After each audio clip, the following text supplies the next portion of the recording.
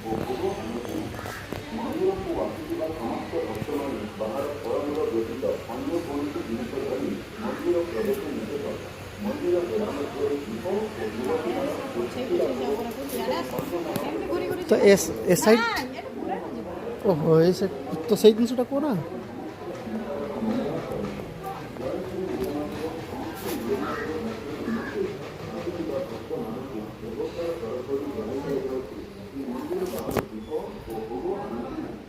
ମନ୍ଦିରକୁ ଆସୁଥିବା ସମସ୍ତ ଭକ୍ତମାନେ ବାହାର ଫଳମୂଳ ବ୍ୟତୀତ ଅନ୍ୟ କୌଣସି ଜିନିଷ ଧରି ମନ୍ଦିର ପ୍ରବେଶ ନିଷେଧ।